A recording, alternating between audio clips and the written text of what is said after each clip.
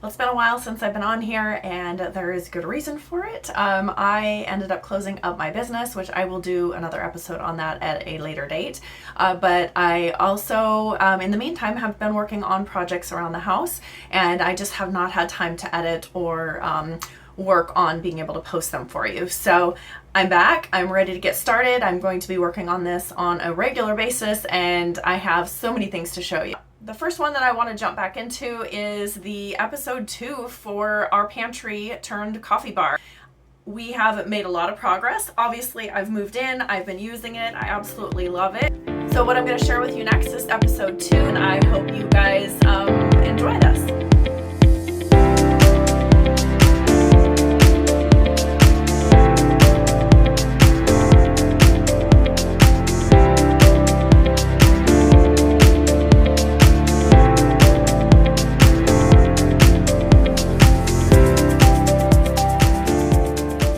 What I'm going to share with you next is episode 2, which is basically the bones of the place. So it's going to be a lot of painting. I redid the floors with a checker, and I will show you how to do that, as well as some other fun little things. Mostly paint and finishes, and then episode 3 will be more of the decorative stuff. So make sure you follow along or subscribe so that you can be sure to be updated about that as well. So I already went ahead and emptied this whole space of all the canned goods and pantry supplies that we had in here. If you saw episode 1, you saw this was jam-packed full of things.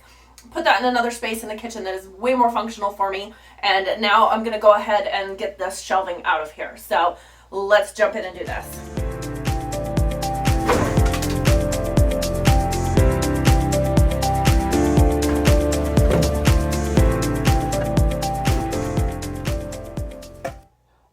That was easy. Let's go ahead and try the other side.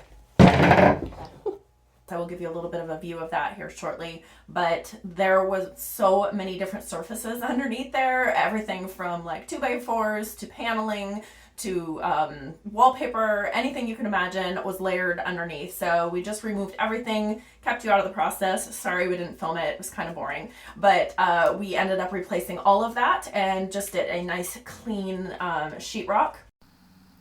Next up, I went ahead and installed some molding around the base. Here I have a little helper, not so much. He just is so nosy and won't stay out of my business, but he's cute, so I forgive him. Also, a side note, I do share this space with my parents, so my dad did a lot of the behind the scenes work. This was not all me by any means.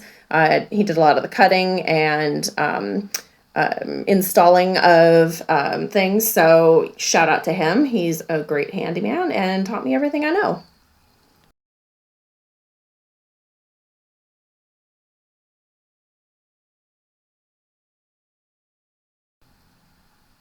Next up is the ceiling trim molding, and that is always difficult in an old home. If you know, you know.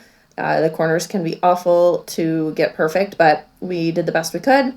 And then we'll just put some caulk in where it is obvious that there's a hole or gap.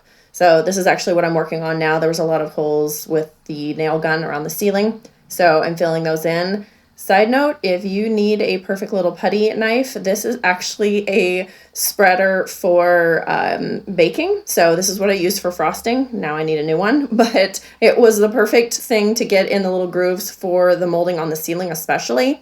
And yeah, it was just super handy and flexible, better than a putty knife for sure.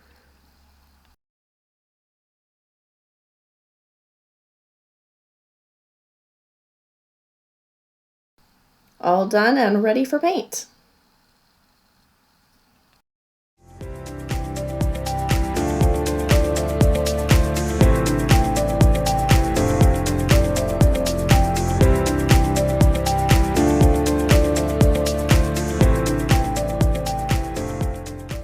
Well, actually, before paint, I had to take care of this flooring in the closet because we expanded it back further and made it a part of the coffee bar.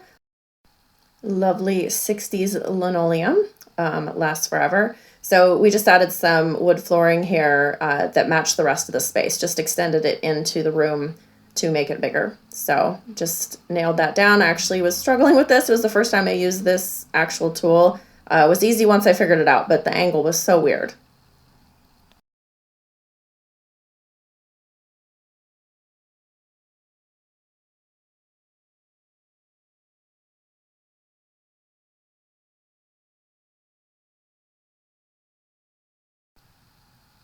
So glad to have the floor done, and my little buddy Bailey's back to chew on my jeans. So we're now at the step where I'm just going to go ahead and get started on painting.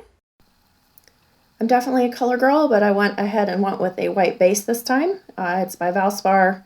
It had great coverage. I actually didn't prime it because it had a primer in it. And I did all of the trim and the walls, ceiling, and everything all the same color. So not typical, but the space was so small and I wanted to make it feel bigger. I also was doing a lot of contrast in there and painting the floor, which you'll see in a minute, with a pattern. And the cabinet was colorful too that I'm bringing in, which, by the way, I repainted it. I don't know. I just couldn't fall in love with the color. So this is me just finishing up all the paint, obviously on high speed. It really did not take that long. It was a small room and it looked so fresh when it was done. I've really been getting into podcasts lately, and I was listening to the Jennifer Allwood one, which is kind of business and life, which was really good. But drop a comment below if you have any that you would recommend. I'm still kind of getting into that and would love some recommendations.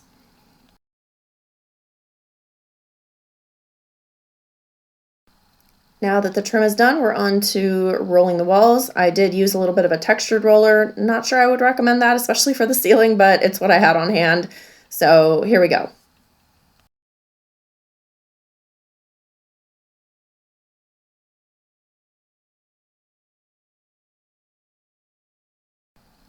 Every time I roll paint, I hear my dad saying, make sure you load it up well. You want really good coverage. He doesn't sound like that, but that's basically what he says. And it's true. If you don't have good coverage or good consistency on your roller, it does go on really dry and just it does not good coverage. It makes more work for you. So just give really good thick coverage without being drippy. And yeah, the coverage on this was great. I did one coat and touch up. It really was not bad at all.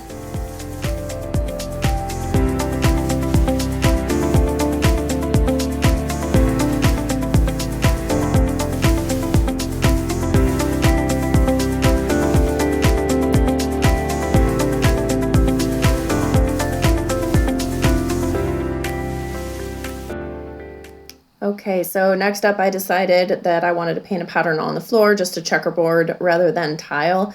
I like the wood, but it was really, really worn, and staining it was not going to look consistent at all. So I got out my handy dandy favorite paint of all time, Milk Paint. I'm not sponsored by them.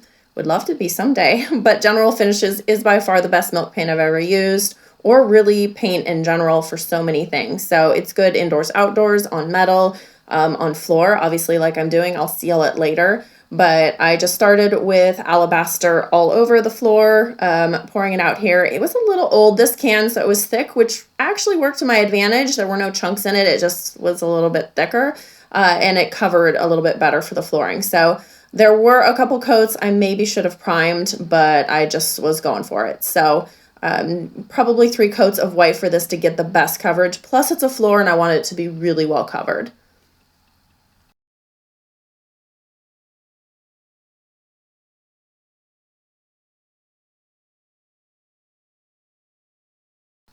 So this part was a little hard to film because the lighting wasn't great and I was using a pencil, but I'm basically laying out squares on point, meaning on diagonal. You'll see later how I'm painting them, if that doesn't make sense to you.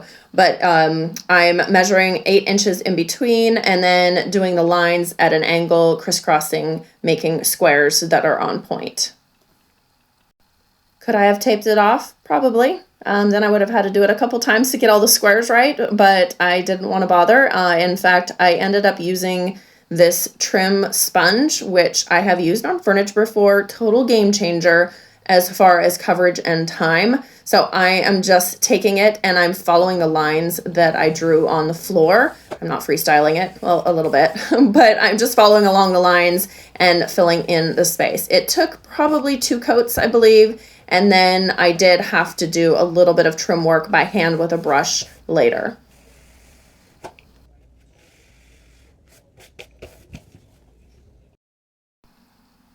Okay, here it is after a couple coats of both the white, well, 3 coats of the white and then a couple coats of the black.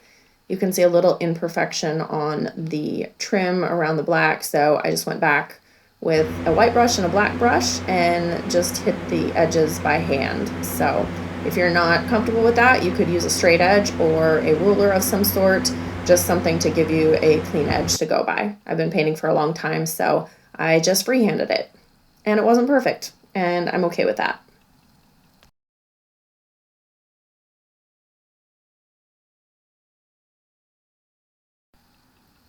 So I felt like it was missing a little bit of something, and I thought I would add some gold dots just at the corner, very subtle, because I do have gold accents coming in throughout the space, just to give it a little bit more of a polished finished look on the corners.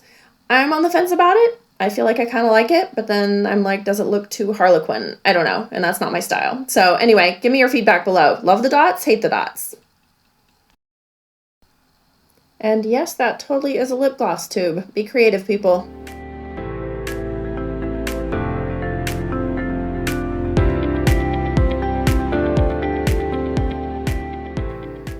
All right, the floor's finished, and that ends episode 2. If you made it to the end, thank you for watching, and I hope that you were inspired to maybe work on something in your space. I try to do everything on a budget with the least amount of cost possible. I will make sure and link all of the things below that I did purchase, or maybe things I didn't purchase but you can still get. So be sure to check those out. Some of them are affiliate links, so just warned on that. I might make a little bit of money off of them.